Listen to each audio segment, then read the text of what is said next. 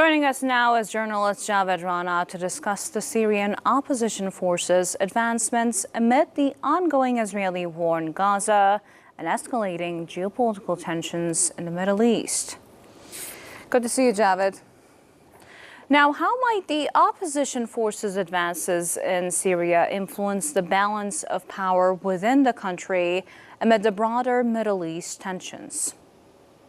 I think before Wednesday's attack by the Syria's opposition forces, I think the total percentage of the territory that Assad regime was holding, it was around 60%. The 40% was with the different militant groups, with the different countries, regional countries, and also Americans have also their presence. Russia had also its naval base. So in that context, I think this surprise attack by the opposition forces, we have to see in a bit a different shade as what is happening in what happened in Lebanon and what happened in the occupied Palestinian territory. Syria, I mean, there was an Arab Spring, and there have been sectarian lines on the basis of which there was a big fighting which has already taken place over the years. Iran had a very strong, dominant role there because of its militias, particularly Hezbollah was very, very active. Russia's bombardment, as a matter of fact, had pushed away the different militant groups, including the opposition groups, and as a result of which, somehow the Assad regime managed to retain its hold on most of the Syria. But now the regional dynamics are changing in the Middle East. With obviously Hezbollah is very weak. Its top leadership has been eliminated by the apartheid Israel, and then Iran is now somewhat on defensive. I think because of these reasons, the Syrian opposition parties and their militant groups, they found an opportunity where they can recapture the territory they had lost. I would call it to Russia, not the Assad regime, because it was Russia's lethal bombing, because of which there had to be the military retreats by the Syrian opposition groups and other militant groups. Now, because at that particular point of time, all those militant groups were holding at least 75% territory. They were close to the capital Damascus. And then it was a lethal, inhuman bombing on the part of Russia, which had changed the battlefield landscape in Syria. Now, in that context, we have to see a bigger picture which is developing. We have to understand that the Assad regime has turned out to be a very, very brutal regime. It has committed atrocities and an insane scale of human rights abuses against the majority Sunni population. And there we found the intervention by the Iranians. They had borrowed militants, from the Shia community in Pakistan, in Afghanistan, in Yemen. All those militants were gathered in Iraq, in Syria, and then it was a sectarian battle. Somehow or the other, the opposition group in Syria, and they were also supported by some other allied militant groups, they were holding the grounds. But because of the lethal bombing of Russia, the situation then had changed. Now, with that in the context, Russia is more engaged in the Ukraine war. It would not be allocating its military resources as much as it used to do some 10 years ago. Iran is on defensive after it has spent much of its money, its military resources, and its intelligence resources in Lebanon and in the occupied Palestine. So in that context, I think now the opposition militant groups are moving fast, and they have occupied a very significant amount of the territory. That indicates that the political scene in months and years to come probably is going to change. But again, we have to see somewhat a slightly bigger regional picture. How long there is going to be this battle going on, war going on between Ukraine and Russia? Will that long last, or is it going to end within a matter of months? Because Donald Trump has already, in fact, time and again has announced that he's going to end this war sooner than later.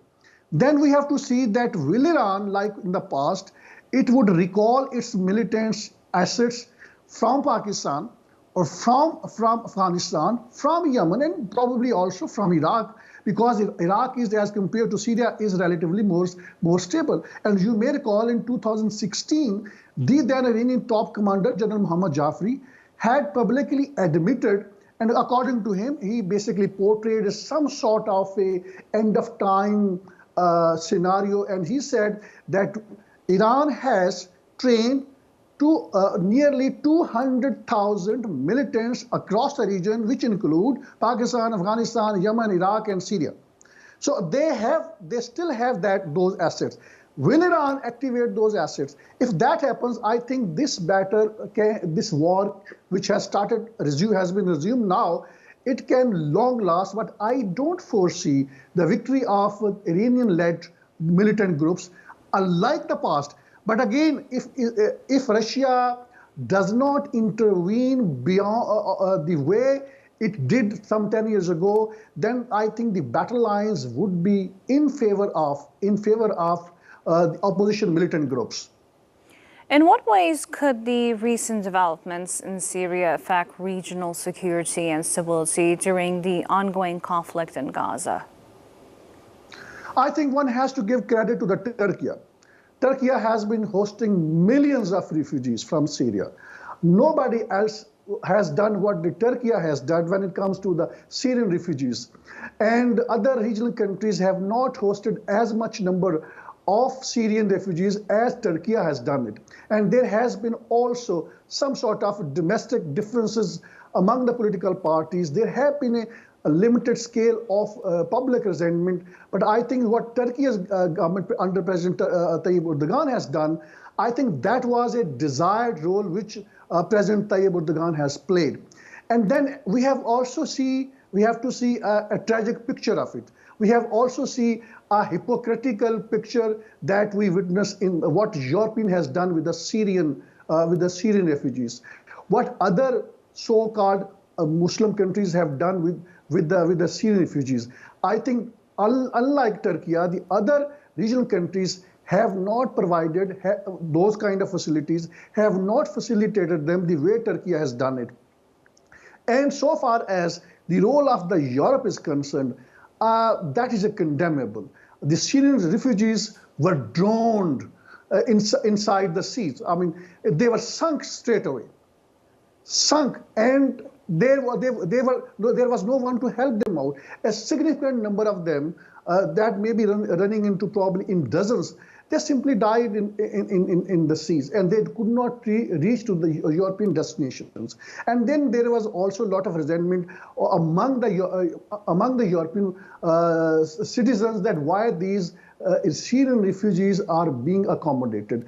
But when it came to Ukraine's war, millions were accommodated because of what now the European journalists have been saying. They don't have any shame to say that since Ukrainians are European, they have a superior race. Syrians are not superior race. They are subhuman beings.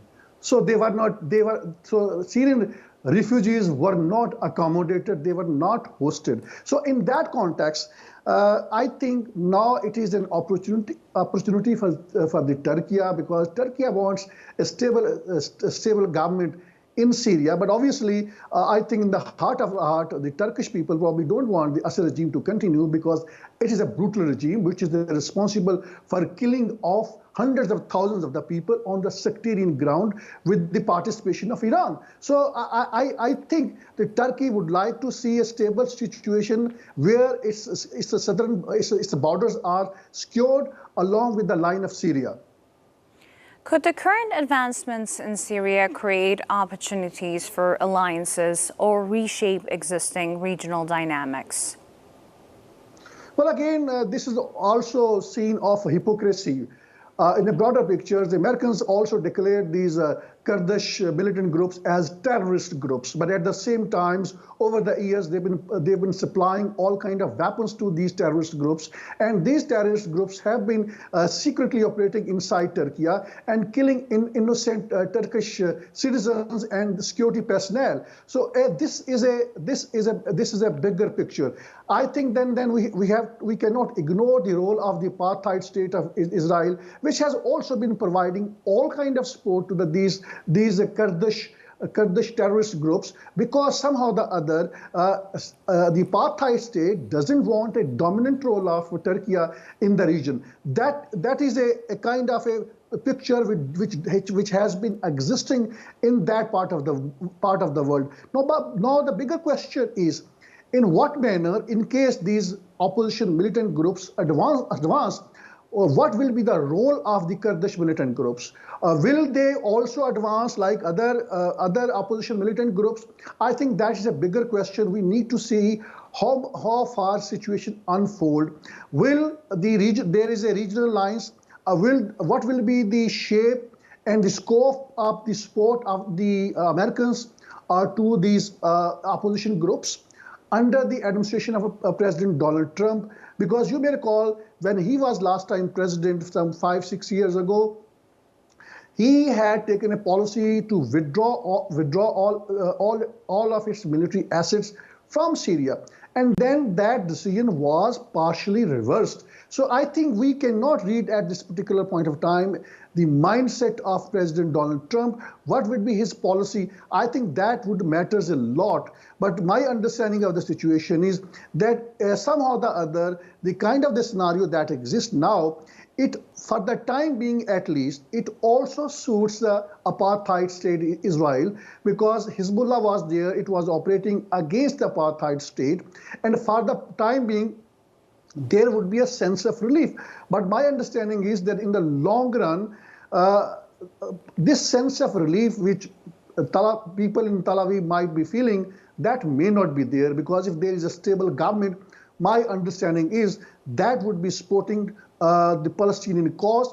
The bigger challenge for these militant groups is that this Assad regime should be removed, even by force, given the fact that it does not represent the Syrian people. The Assad regime is not willing to hold a genuinely free and fair election, because it does not want the opposition groups, their representatives, to take over the government. So Assad regime has been surviving through the support of Iran and through the support of Russia. So I think it really depends in what manner Turkey navigates its foreign policy, in what manner Turkey negotiates with Russia, because containing Russia's support is lethally important, significantly important, because if the Russia contains its support, and if Russia is given some sort of assurance by the representative of these Syrian opposition forces that its interest, the military interest, the political interest would be washed if they take over Damascus. I think in that context, there is a possibility that the Russia might be listening to these opposition groups, and it may not militarily intervene the way it did 10 years ago. Though we have already seen that there's already bombing going on by Russian warplanes, by the Assad regime's warplanes. But again, let's see how things unfold. But I think the key here is how Donald Trump is going to operate so far U.S. Foreign policy is concerned on Syria. Now, how are regional and global powers responding to the opposition forces' activities, and what are their strategic interests in Syria? Well, the American strategic interest is basically to have its share in its natural oil production. That is a part of it. And then also at the same time, since Russia is there, its naval base is there, Russia has its military alliance with the Assad regime for a very long period of time. So it really depends in what manner Donald Trump would have America's foreign policy. So to that extent, the American interest, the foreign policy interest is going to be there for a longer period of time. That is just one part of it. So far as the Europe is concerned, Europe is going to extend. I don't know, will it be meaningfully or somehow or the other, I think going by the track record, it would support to these militant groups who've been fighting against the Iranian proxies, who've been fighting against the Assad regime. That support is going to be perhaps more visible. But again, Israel, what is going to be the role of Israel in this situation? I think Israel would be doing a lot of things which will be more secretly. Public eyes would not be seeing it. But certainly Israel does have some kind of interest whereby it wants to see Assad regime to be fallen. So there is a convergence of a geostrategic and political interest by all the regional countries, including apartheid state of Israel. But the bigger trouble here is that since Iran operated on a very, very wrong landscape, and that was giving a clear shade of a sectarian battles. People were killed purely on sectarian grounds by the proxies Iran had imported from Pakistan, Afghanistan, and other Muslim countries. So I think that caused a discord, that caused a sectarian battle lines in the region, because of which now Iran morally is not in a strong position as it has been when it comes to its support to Hezbollah against Israel from Lebanon, when Hezbollah was carrying out attacks against Israel from Lebanon's territory. And also Iran somehow or the other was providing at least financial support, and partly also some military hardwares were also exported to the jihadi groups in the occupied Palestinian territory. So that was something which was appreciated across the Muslim world. But when it comes to Syria's battlefield, when it comes to battlefields in Yemen, when it comes to the proxies war in Iraq in the past, that is where the most controversial role has been there, and that is the Iran, obviously. So because of those reasons, I think Iran's support for the Assad regime has not been in the past, and nor even would not be welcomed by the majority of the Muslim countries. Now, how might these developments in Syria impact neighboring countries and their security concerns? You've mentioned Turkey before, but what about the rest of the neighboring countries? Well, it really depends with what lenses one sees the security concerns. I think Lebanon's government had also its security concerns. There was a lot of talk about that these refugees have been rushing into the Lebanon's territory, and it has been a burden. So from their security lenses, basically, is that it is a refugees burden. But at the same time, since Hezbollah has been a parallel government in Lebanon, so Hezbollah basically played havoc with the security of Lebanon. And it may be interesting for you to learn, or you may recall, that Hamas was very active in the previous insurgency, and Hamas was fighting against Hezbollah. Hamas was fighting against Iranian proxies. And maybe some people call it on a sectarian ground, but again, when the Iran was so meaningfully, so visibly, and so tangibly was operating on sectarian grounds, so all other Sunni groups from the region, they were also active. But now I think probably that scene is not going to be there. Hamas is a very weak now. It isn't as powerful as it used to be in the past. So obviously Hamas role, we don't expect that it will be there. But again, so far as the Palestinian land is concerned, for them would be somehow the other, maybe a sense of relief, because but that sense of relief doesn't mean that Israel going to bring an end to the bombing, but because there is a kind of regional scenario now that the bigger powers would like that some sort of settlement has to be there of the Palestinian issue, and that may be, at least for the time being, on the terms and conditions that the apartheid state has been laying down. And that obviously would mean that in one way or the other there would be some sort of Israeli presence inside Gaza. And also, you know, that the southern part of the Lebanon, part of it are still under the occupation of the apartheid state, despite this so-called ceasefire, because the ceasefire has been inked largely on the terms and conditions which Israel had laid down, and which obviously mean that the Israel would have a kind of a latitude whereby it can carry out any, I would call it a terror attack onto the Lebanese territory, just giving any so-called justification that there was an attack from the Lebanon side. So I think this battlefield in the entire region will be there, but in weeks to come, in months to come, the focus is going to be shifted from the occupied Palestinian territory, from Lebanon to the Syria. Lastly, to wrap it all up, could the simultaneous crises in Gaza and Syria shift international priorities or approaches toward Middle Eastern conflicts?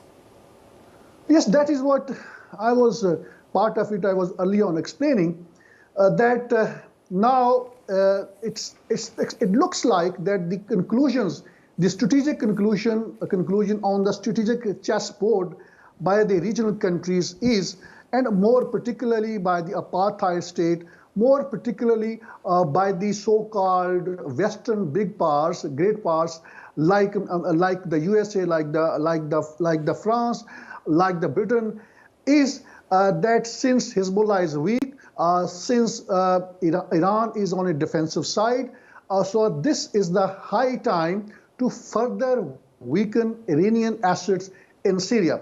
It is basically a war of the national interest of all these respective countries, but somehow or the other, that will be giving a kind of a lease of life to the Syrian people.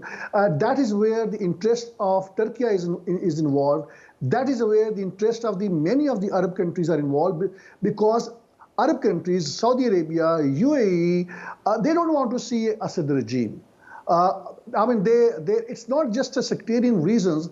It is also because of the fact that the Assad regime has been expanding the sectarian agenda of Iran over the period of time, from Iran to the across the region. So I think they will find an opportunity where, by supporting the opposition militant groups, they can contain the sectarian role of Iran, Assad regime being the biggest asset of Iran. But again, the bigger question is, everything boils down to the one point, and that point is how far there is going to be support of Russia in containing the advance of these opposition militant groups. The kind of the response we have seen from Russia so far, that does not portray a positive picture. It means that the Russian role would be there, but let's see it does not become as lethal as it was in the past, because that would obviously means that there will be more civilian casualties, there would be more destruction of the civilian infrastructure, and that means the more sufferings for the Syrian people who are already displaced all over the world. It's not just in the region, it's not just in Turkey, in the Lebanon, Jordan, Egypt, or anywhere else. They are spread all over the world because of the war over the period of the time. And at the heart of all this is the brutal regime. The Syrian regime is there because it has been committing gross human rights violations against their own people on sectarian grounds. Javed Rana, thank you for joining NewsHour, and thank you for your analysis.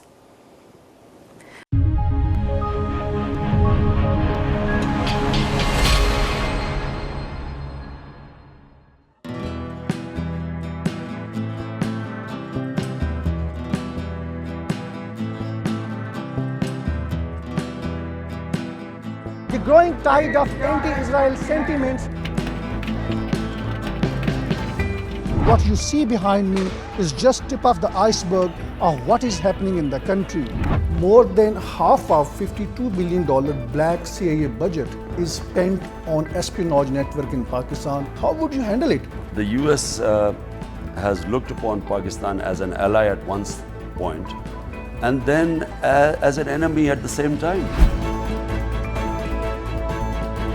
that is going to be the first legal reason on the basis of which he is going to be instantly ousted by the Supreme Court of Pakistan. Joining us live, Javed Rana, who's an expert on politics and geostrategic issues.